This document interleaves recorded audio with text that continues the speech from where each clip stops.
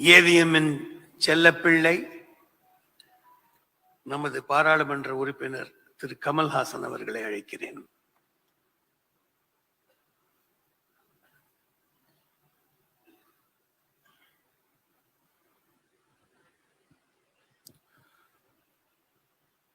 மாண்புமிகு தமிழக முதல்வர் அவர்களுக்கும் இந்த பேணையை அலங்கரித்துக் கொண்டிருக்கும் சாதனையாளர்கள் அனைவருக்கும், ஏன்னா ஒவ்வொரு பேரை சொல்லிட்டு இருக்கலாம், பட் நான் பக்கத்துல இருந்து முதல்வரின் கடியாரத்தையும் பார்த்து கொண்டிருக்கிறேன். அதனால் நான் சொல்ல வேண்டிய கதை ஒரு 65 வருடத்து கதை. அதை நான் எப்படி சொல்றதுன்னு தெரியல. ஒவ்வொருத்தரும் அவரை பத்தி ஒரு புஸ்தகம் எழுதக்கூடிய அளவுக்கு பர்சனல் அனுபவங்கள் இருக்கிறது. அவர் எவ்வளவு பெரிய சுமையை தாங்கி கொண்டிருந்தார் என்பதெல்லாம் எனக்கு தெரியாது. சின்ன குழந்தையா நான் அங்க போனேன். அங்க இருந்த மாந்தோப்புல ஆஃப் சீசன் அங்க மாங்காய் முளைக்கும், ஏவிஎம்ல மட்டும், வேற எங்கேயும் இருக்காது. அதுக்கு காரணம் அவங்க கண்டினியூட்டிக்காக மாம்பழத்தையும் செஞ்சு வச்சிருவாங்க. நான் அதை போய் முதல்ல அந்த மண்ணு மாம்பழத்தை கடிச்சிட்டு அதுக்கப்புறம் சினிமானா என்னன்னு புரிஞ்சுக்கிட்டேன் நான். ஆக என்னை அந்த வயசுல இருந்து பார்த்துக்கிட்டு இருந்தாங்க. இவங்க படத்துக்கு வைத்த டைட்டில் எல்லாமே ஒரு குழந்தைய கொஞ்சற மாதிரி தான் எனக்கு வச்சிருக்காங்க. எனக்கு தகுதி இருக்கோ இல்லையோ, வர வேணுங்கிற நல்ல குணங்கள் எல்லாம் வர வேண்டும் என்று அவர்கள் நினைப்பதையெல்லாம் என் படத்துக்கு டைட்டிலா வச்சிருவாங்க. அது நீ பார்த்தீங்கன்னாலே தெரியும், எனக்கு கொஞ்சற மாதிரி தான் இருக்கும். அவருக்கு எந்தெந்த எனக்கும் போறதும் அவரும் சகலகர்கள் வல்லவர் தான். அதெல்லாம் தனக்கு இருக்கிற புகழையெல்லாம் அவரு அப்படி கொடுப்பாரு. அவரு நான் அவர்கிட்ட சின்ன வயசுல இருந்ததுனால கொஞ்சம் தைரியமா பேசுவேன். இப்போ சொன்னார் இல்லையா, வைரமுத்து சார் சொன்னாரு, இதுல நீங்க யாருன்னு எனக்கு தெரியும். தெரிஞ்சிருந்தா கூட நான் போய் அவங்க கூட தைரியமா பேச முடியும். ஒரு முதலாளி அப்படிங்கிறது எனக்கு புரியறதுக்கே ரொம்ப நாள் ஆச்சு.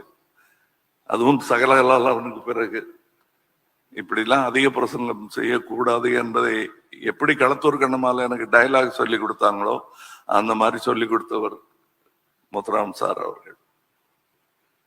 இப்ப எனக்கு வாழ்நாள் சாதனையாளர் விருது ஒரு வர முடியல. அவர் தான் போய் அங்க அவர் பேசினதும் எனக்கும் ஏவிஎம்முக்கும் உள்ள தொடர்பு என்ன என்பதை உங்களுக்கு விளக்கும். இந்த ஏவிஎம் குடும்பம் என்று சொல்லும் அவர்களுடன் ஒட்டிக்கொள்வதில் எனக்கு பெரிய பெருமை.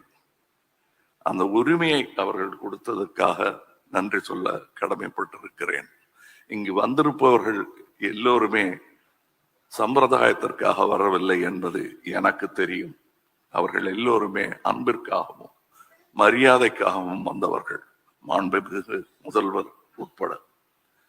இந்த வளாகம் நான் களத்தூர் கண்ணம்மால படிக்க ஆரம்பிச்ச போது ஏவிஎம் இன்ஸ்டிடியூஷனில் நான் படித்தேன் என்பதில் எனக்கு பெருமை. அது ஏதோ ஜோக்குன்னு நினைச்சிட்டு இருக்காங்க, இல்ல மேடை அலங்காரத்துக்காக நான் சொல்லும் ஒரு விஷயம்னு. அப்படி அல்ல, அது மிக அல்ல. நாங்க படிச்ச விஷயங்கள் தான் எனக்கு இன்று வரை கை எடுத்து கொண்டிருக்கின்றன என்பது மிக இல்லாத ஒரு கூற்று. அதை வழிமொழிய எனக்கு மூத்தவர் எஸ்பிஎம் அவர்கள் இருக்கிறார்கள். அவர்கள் கற்றுக்கொண்டதெல்லாம் இந்த பள்ளியில் இருந்துதான். இந்த பள்ளி, இந்த இன்ஸ்டிடியூஷன்ல இருந்து வந்தவங்க எல்லாமே இன்ஸ்டிடியூஷனா மாறிட்ட அந்த அதிசயம் இந்த காம்பவுண்டில் நிகழ்ந்திருக்கிறது. இனியும் நிகழ வேண்டும் என்பதுதான் என்னுடைய ஆசை. இந்த பள்ளிக்கூடம்லாம் அப்ப கட்டல. நான் கேட்டுட்டு இருந்தேன் அவர்கிட்ட, பாலசுப்ரமணியன் சார்கிட்ட.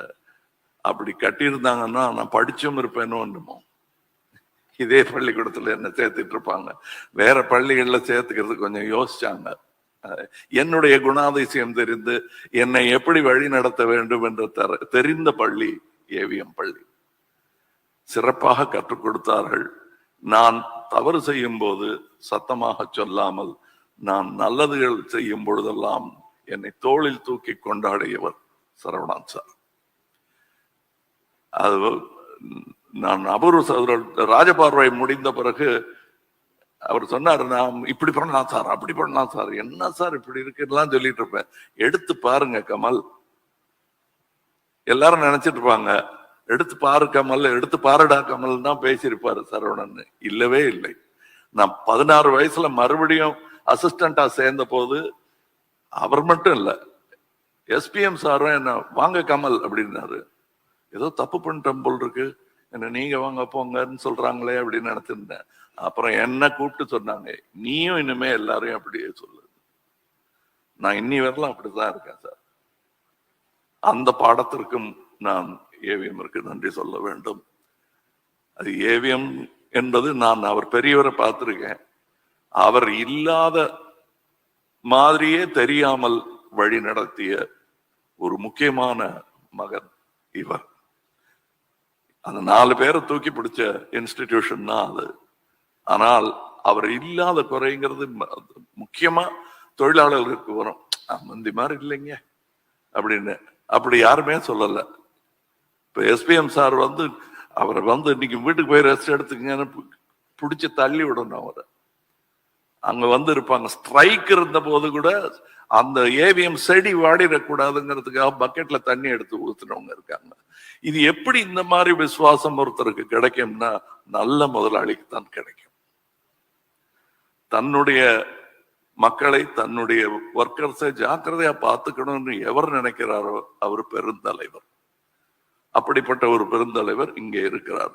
அந்த பென்ஷன் ஊதியம் 23 கோரிக்கைகள் வைத்ததற்கு ஆச்சரியப்படும்படி அதற்கு பதில் சொல்வதாக இல்ல, செயலில் செய்து காட்டி இருக்கிறார். இந்த அரங்கத்தில் அந்த நன்றியை சொல்வது முதல்வருக்கு செய்யும் கௌரவமாகும். காரணம், இந்த வளாகமே உருவாக்கப்பட்டது அவர்கள் தொழிலாளர்களுக்காக. அதனால தான் சொன்னேன், நான் கொஞ்சம் நான் படிக்கிற காலத்துல இதை கட்டியிருந்தா படிச்சிருப்பேங்கிற அளவுக்கு எனக்கே இருக்குன்னா, அங்க இருக்கிற தொழிலாளர்களுக்கு எவ்வளவு பெருமையா இருக்கும். இந்த பெருமையெல்லாம் அவங்க பெருசா வெளியே சொல்லிக்கிட்டது கூட கிடையாது. இந்த மேடையில் அவர்கள் பார்த்த முதல் படம் என்னன்னு பார்த்தா அதுலயும் பெருமை இருக்கு ஏவிஎம்க்கு. அவங்க தொழில்நுட்பத்தில் செய்திருக்கும் வித்தியாசங்களை எல்லாம் இன்று நாங்கள் செய்ய முயன்று கொண்டிருக்கிறோம். இந்த வசதிகள், இந்த டெக்னிக் இல்லாத போது சின்ன சின்ன விஷயங்கள் நான் சொல்லிக்கொண்டே போக முடியும். இப்ப குஹன் சார்லாம் விளையாடி இருக்கிற ஒரு சறுக்கு மரம் ஒண்ணு இருக்கும் எதிர்க்க, இப்ப இருக்கிற பங்களாவுக்கு எதிர்க்க. முதல்ல அதுதான் பங்களாவா இருந்துச்சு. அதுல எப்படியாவது போய் விளையாடணும்னு முத்துராம சார் அங்கெல்லாம் போகக்கூடாது, நீங்க வான்னு கூப்பிட்டு வருவாரு. அங்க விளையாடவே விட மாட்டீங்களா அப்படின்னு நினைச்சிட்டு இருந்த போது அதே இடத்துல எனக்கு ராக் அண்ட் ரோல் தியேட்டர் போட்டு கொடுத்து அதுல டப்பிங் பேச வச்சாங்க. அந்த கருவிதான் நான் விளையாடுவதற்கு சரியான கருவி என்று என்னை ஒரு பிள்ளையாகவே சொன்னார்கள். அதனால்தான் பேர் செல்லும் பிள்ளை என்று அவர்கள் படத்திற்கும் பெயர் வைத்தார்கள். இங்கே முதல்வர் ஐயா அவர்கள் பேசவிருக்கிறார்கள். அவருக்கும் நிறைய கதை இருக்கிறது.